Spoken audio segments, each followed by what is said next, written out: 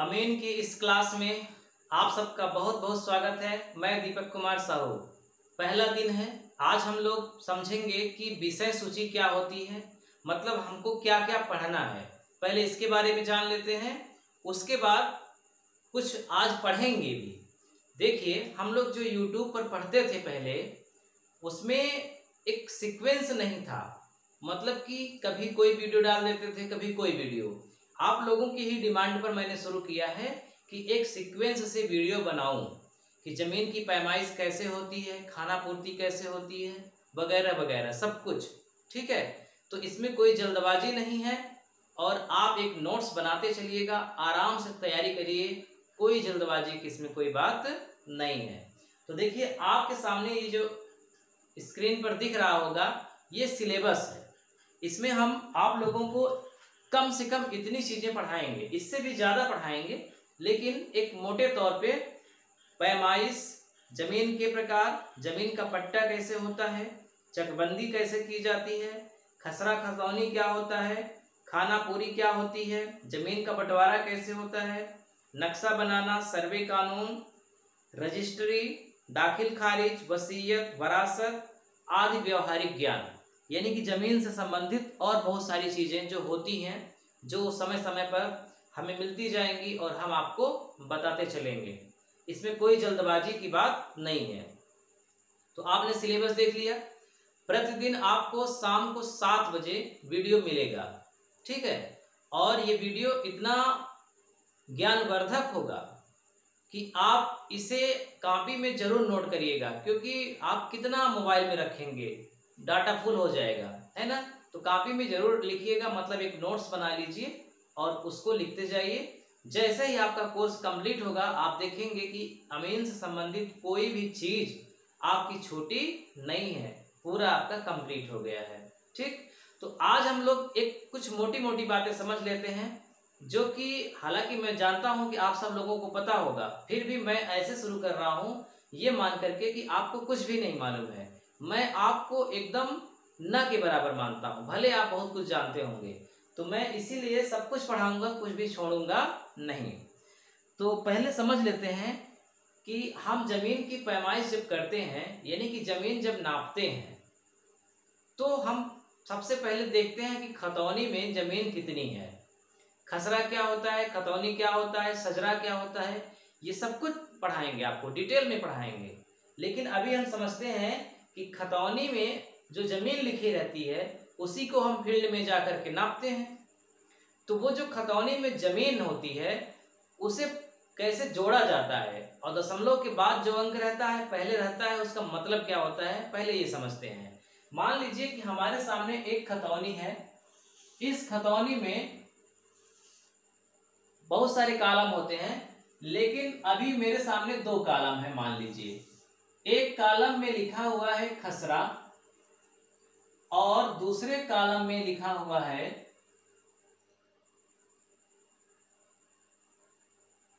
Hectare. क्या लिखा हुआ है? हेक्टेयर, यानी कि जमीन की पैमाइश। अब खसरा में मान लीजिए लिखा है 12 और हेक्टेयर में लिखा है 1.4524।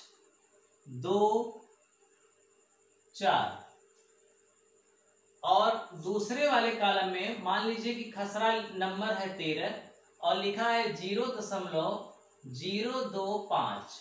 और मान लीजिए कि एक और है खसरा नंबर 14 और उसमें लिखा है 0.02। यह क्या दर्शाता है? यह दर्शाता है कि 3 गांठें हैं, मतलब 3 प्लाट हैं, या 3 खेत हैं, या 3 जगह खेत हैं। एक जगह जो खेत है, उस खेत का नाम है 12 नंबर प्लाट। जैसे गांव का जब नक्शा बनता है ना, तो गांव के नक्शे में जो जो खेत होते हैं, उनका एक नंबर चढ़ा होता है, उस नंबर का किसी और का खेत नहीं होता। तो जो 12 नंबर का खेत है वो इतना है, 1.4524 हेक्टेयर। जो 13 नंबर का खेत है वो इतना है, छोटा है उससे। 14 नंबर का जो खेत है वो उससे भी छोटा है। अब मान लीजिए कि ये एक ही मालिक के हैं, एक ही मालिक के होंगे ही क्योंकि हम खतौनी की बात कर रहे हैं। तो सबसे पहले हम इन तीनों खेतों का योग निकालेंगे कि कितना योग है। पहला तरीका तो ये। दूसरा तरीका ये है कि आप इसे अलग से नापिए कि कितना है, इसे अलग से नापिए और इसे अलग से। तो मैं अलग से नहीं, पहले इन्हें मैं जोड़कर चेक करता हूं। तो सबसे पहले आप सीखेंगे कि कैसे जोड़ा जाता है, यहीं से शुरुआत करते हैं हम। देखिए, जो पहला 12 नंबर का है उसको आप सीधा सीधा लिख दिए 1.4524 लिख दिया। अब दूसरा खेत जब मैं लिखूंगा तो सबसे पहली चीज ध्यान रखूंगा कि दशमलव के नीचे ही दशमलव होना चाहिए। दशमलव के नीचे दशमलव। अब देखो, दशमलव के ठीक पहले क्या लिखा है? 0। तो दशमलव के ठीक पहले आपको क्या लिखना है? 0। दशमलव के ठीक बाद क्या लिखा है? 0। तो दशमलव के ठीक बाद क्या होना चाहिए? 0। उसके बाद दूसरे नंबर पर 2 है, तो दूसरे नंबर का मतलब कि 5 के नीचे 2 होना चाहिए, क्योंकि दूसरे नंबर पर 5 है। तीसरे नंबर पर 5 है, तो यहाँ तीसरे नंबर पर 2 है, तो 2 के नीचे 5 होना चाहिए। और चौथे नंबर पर यहाँ 4 है, लेकिन यहाँ चौथा अंक गायब है। तो जब भी कोई अंक गायब रहेगा मतलब दशमलव के बाद कम से कम 4 अंक होना चाहिए, लेकिन जरूरी नहीं है 4 अंक। यहाँ पर दशमलव के बाद 3 ही अंक हैं, तो अगला अंक क्या होगा? अगर मुझे 4 को पूरा करना है, 4 अंकों तक ले जाना है, तो अगला अंक क्या होगा? अगला अंक 0 होगा। अगर 0 है तभी नहीं लिखा जाएगा, वरना 0 के अलावा कुछ भी रहेगा 1, 2, 9 तक, वो जरूर लिखा जाएगा। अगर चौथे अंक पे कुछ नहीं है तो इसका मतलब वहां क्या है? 0। ध्यान रखिएगा, इसलिए मैंने चौथे अंक पे क्या लिख दिया? 0। अब तीसरी बात करते हैं, दशमलव के ठीक पहले क्या है? 0 है, तो 0 लिख दिया। आगे क्या लिखा है? 0। फिर आगे क्या लिखा हुआ है? 2। अब यहाँ पे दशमलव के बाद 2 ही अंक है, कम से कम 4 अंक होने चाहिए, तो आगे 2 0 अपने से बढ़ा देंगे। यानी कि अब देखो, यहाँ पर दशमलव 0 200 हो गया और यहाँ दशमलव 0 2 ही लिखा है। तो क्या इसमें और इसमें कोई फर्क है? कोई फर्क नहीं है। दशमलव के बाद अगर कोई अंक है, अंक के बाद चाहे जितना 0 बढ़ा दो, उसका मान बदलने वाला नहीं है। यानी यहाँ भी 200 है, यहाँ भी 200 है, अगर यहाँ 2000 है तो यहाँ भी 2000 है, क्योंकि 0 चाहे जितना बढ़ाओ कोई दिक्कत नहीं है। अब क्या करेंगे? जोड़ेंगे इसे। तो जोड़ दीजिए, 4 में 0 जुड़ा 4, 5 2 7, 5 2 7 2 9, 4 1। यानी जो तीनों गांठे थे उन तीनों की जमीन आई 1.4974 हेक्टेयर। क्या आई? हेक्टेयर। अब जोड़ना आपको मान लीजिए आ गया। अब 100% आप जोड़ लेंगे। बस आपको यही ध्यान रखना है कि दशमलव के नीचे दशमलव होना चाहिए और उसके बाद जो है वो एक क्रम से होनी चाहिए। मतलब कि दूसरे अंक पे अगर, दूसरे स्थान पे अगर 2 है तो इसके दूसरे स्थान पर होना चाहिए। ऐसा नहीं कि ये 2 इस 2 के नीचे लिख दो, ये नहीं करना है। आपको स्थानों का ध्यान रख करके लिखना है, उसके बाद जोड़ देना है। अब जोड़ने के बाद क्या करना है? उसे हेक्टेयर में तो है ही, तो किसी भी जमीन को सबसे पहले वर्ग मीटर में बदला जाता है। ठीक, वर्ग मीटर पूरे हिंदुस्तान में कहीं बदलने वाला नहीं है। इसीलिए भारत सरकार ने जो खतौनी में जमीन लिखी जाती है उसे हेक्टेयर में लिखा है, क्योंकि सरकार को पता है कि बीघे की माप, बिस्से की माप, कट्ठा, ये हर जगह लोग अपने अपने हिसाब से बनाए हैं, लोकल बनाए हैं। इसीलिए अगर मैं लोकल को रखूंगा तो बिहार का, मान लीजिए कि बिहार में आरा जिला है, तो आरे जिले का कट्ठा दूसरा होगा, भागलपुर का दूसरा होगा, चंपारण का दूसरा होगा। सेम भी हो सकता है लेकिन ज्यादातर दूसरे ही रहते हैं। तो इसीलिए हेक्टेयर को रखा, क्योंकि हेक्टेयर तो न बिहार में बदलेगा, न यूपी में बदलेगा, न मध्य प्रदेश में बदलेगा, पूरे हिंदुस्तान में यहाँ तक कि विश्व लेवल पर भी बदलने वाला नहीं है। तो हम सबसे पहले जो जमीन हमारी जोड़ने पर आई उसे हम सबसे पहले किस में बदलेंगे? वर्ग मीटर में। ठीक, सबसे पहला जैसे मैं बता रहा हूं ऐसे ही आपको करना है, तभी आप सही कर पाएंगे, अन्यथा गलत हो जाएगा। सबसे पहले वर्ग मीटर में बदलना है। तो अब पहली चीज, अब यहीं से आपको ध्यान रखना है, पैमाइश का ये पहला स्टेप है। क्या कि आपको एक लाइन याद रखनी है, 1 हेक्टेयर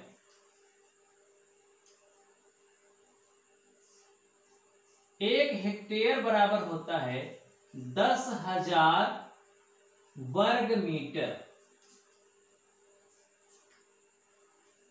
1 हेक्टेयर का मान क्या होता है? 10,000 वर्ग मीटर। अभी मैं आगे डिटेल में बताऊंगा आपको कि हेक्टेयर से जमीन मापी जाती है, एकड़ से भी जमीन मापी जाती है, बीघे से मापी जाती है, बिस्से से मापी जाती है, लेकिन जमीन मीटर से नहीं नापी जाती, सेंटीमीटर से नहीं नापी जाती, गज से नहीं। जमीन की लंबाई नापी जाती है, मीटर से, गज से, फुट से, सेंटीमीटर से। लेकिन जमीन किससे नापी जाती है? हेक्टेयर से, बीघे से। तो हेक्टेयर, बीघे में और मीटर, फुट में क्या अंतर है, ये सब मैं आपको डिटेल में बताऊंगा। अभी मैं एक क्रम से शुरू कर रहा हूं, आपको बताता चलो कि जब भी आप जोड़ेंगे, जोड़ने के बाद जो भी आएगा वो हेक्टेयर में होगा, और उस हेक्टेयर को सबसे पहले आप किस में बदलेंगे? वर्ग मीटर में। और आपको ध्यान रखना है कि 1 हेक्टेयर में 10,000 वर्ग मीटर होता है। क्यों होता है आगे आएगा, अभी आपको यही ध्यान रखना है। अब हमारे सामने है क्या?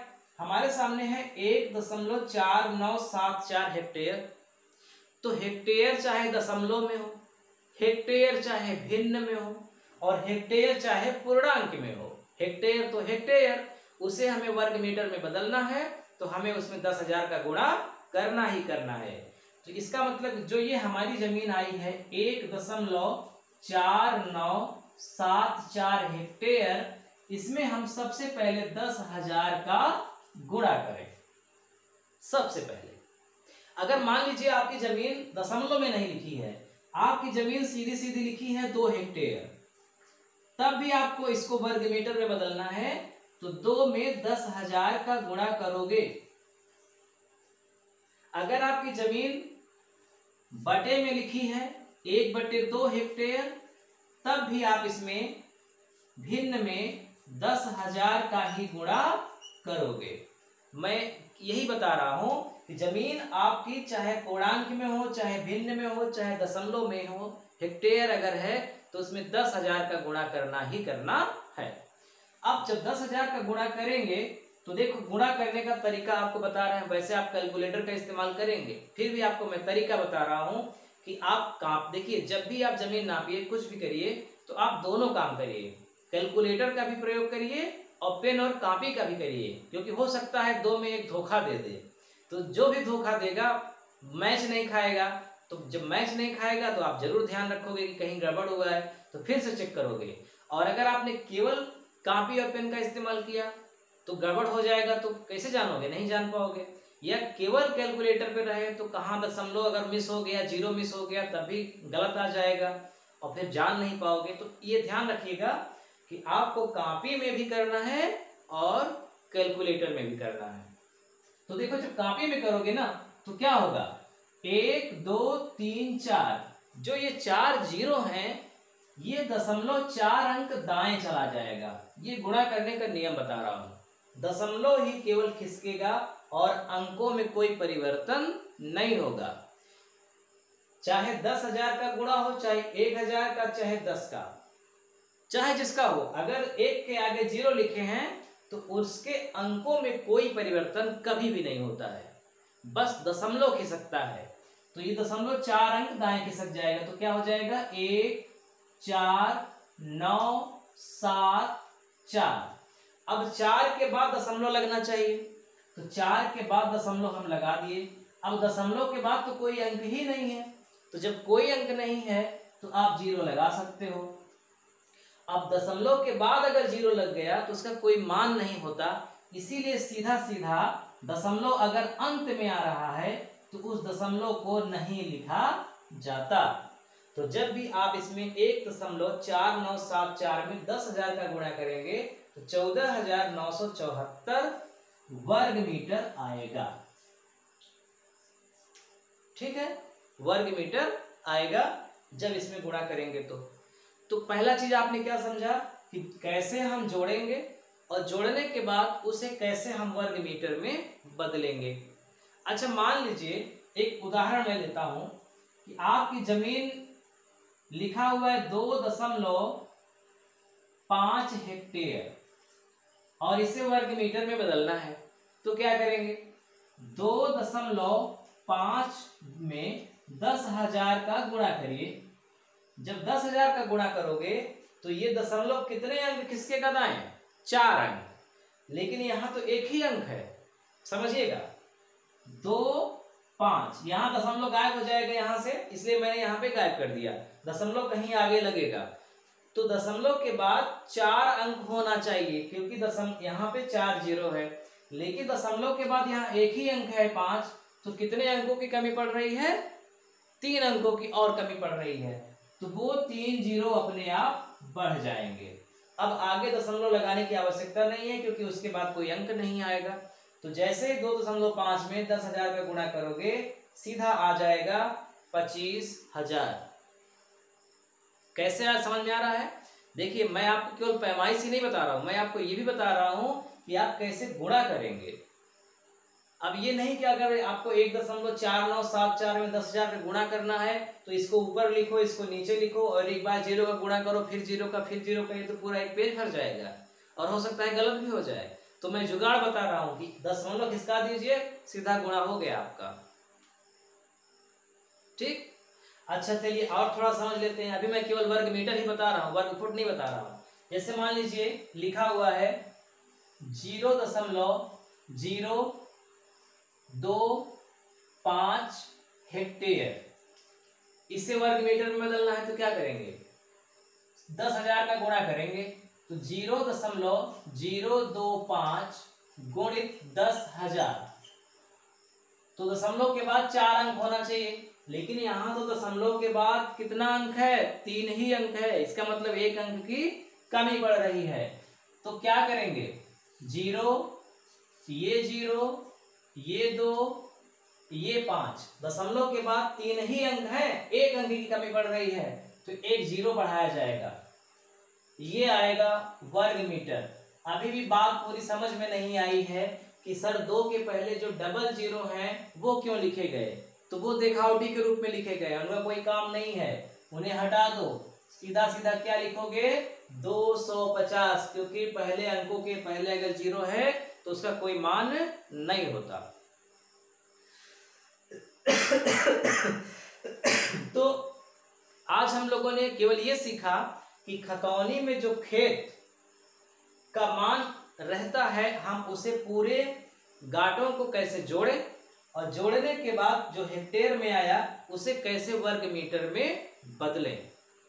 अब अगले वीडियो में हम लोग सीखेंगे कि वर्ग मीटर में बदल जाने के बाद हम उसे कैसे वर्ग फुट में बदलें और वर्ग फुट के बाद कुछ कैसे उसे वर्ग गज में बदलें, वर्ग कड़ी में बदलें। सिर्फ हम अभी बदलना सीखेंगे, तब उसके बाद सीखेंगे कि कितने एकड़ जमीन है, कितने डिसमिल है, कितने बीघा है, कितने बिस्सा है, ये सब आगे आएगा। अभी हम लोग केवल ये सीख रहे हैं कि कैसे हम हेक्टेयर को वर्ग मीटर में चेंज किए। अब अगले वीडियो में आपको सिखाएंगे कि वर्ग मीटर से कैसे हम वर्ग फुट में बदलें।